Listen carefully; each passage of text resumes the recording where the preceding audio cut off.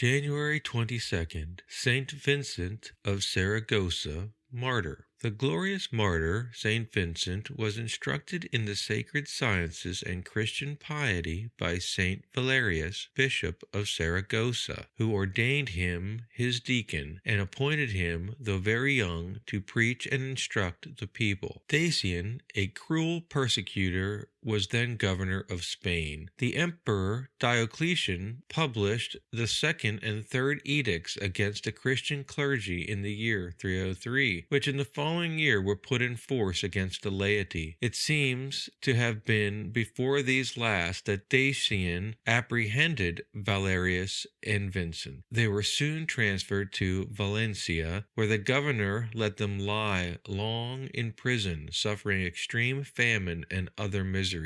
The proconsul hoped that this lingering torture would shake their constancy, but when they were at last brought before him, he was surprised to see them still intrepid in mind and vigorous in body. He then employed alternately threats and promises to induce the prisoners to sacrifice. Valerius, who had an impediment in his speech, making no answer, Vincent said to him, "Father, if you order me, I will speak." "Son," said Valerius, "as I committed to you the dispensation of the word of God, so I now charge you to answer in vindication of the faith which we defend." The deacon then informed the judge that they were ready to suffer everything for the true God, and that in such a cause they could pay no heed either to threats or promises. Dacian contented himself with banishing Valerius. As for St. Vincent, he was determined to assail his resolution by every torture which his cruel temper could suggest. St. Augustine assures us that he suffered torments beyond what any man could have endured unless supported by supernatural strength, and in the midst of them preserved such peace and tranquility as astonished his very persecutors. The rage and chagrin felt by the proconsul were manifest in the twitching of his limbs and the angry glint in his eye and the unsteadiness of his voice. The martyr was first stretched on the rack by his hands and feet, and whilst he hung his flesh was torn with iron hooks. Vincent, smiling, called the executioners weak and faint-hearted. Dacian thought they spared him and caused them to be beaten, which afforded Vincent an interval of rest. But they soon returned to him, resolved to fully satisfy the cruelty of their master. But the more his body was mangled, the more did the divine presence cherish and comfort his soul. And the judge, seeing the blood which flowed from his body and the frightful condition to which it was reduced, was obliged to confess that the courage of this young cleric had vanquished him. He ordered a cessation of torments, telling Vincent that if he could not be prevailed upon to offer sacrifice to the gods, he could at least give up the sacred books to be burnt, according to the edicts. The martyr answered that he feared torments less than false compassion. Dacian, more incensed than ever, condemned him to the most cruel of tortures, that of fire upon a kind of gridiron, called by the axe the legal torture. Vincent mounted cheerfully the iron bed, in which the bars were of spikes made red hot by the fire underneath. On this dreadful gridiron the martyr was stretched at full length, and his wounds were rubbed with salt. The flames, instead of tormenting, seemed, as St. Augustine says, to give the martyr new vigor and courage, for the more he suffered, the greater seemed to be the inward joy and consolation of his soul. The rage and confusion of the tyrant exceeded all bounds. He completely lost his self-command and was continually inquiring what Vincent did and said,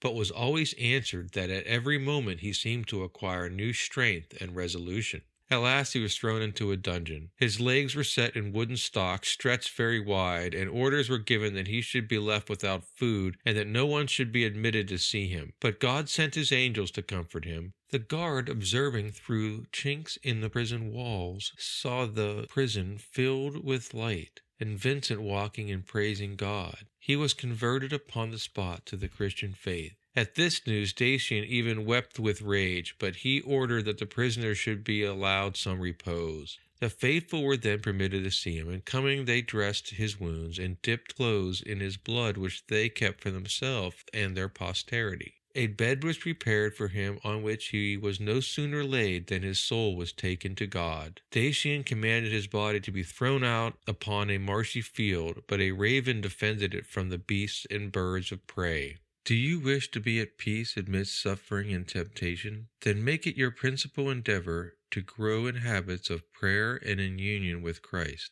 Have confidence in him. He will make you victorious over your spiritual enemies and over yourself. He will enlighten your darkness and sweeten your sufferings, and in your solitude and desolation he will draw nigh to you with his holy angels.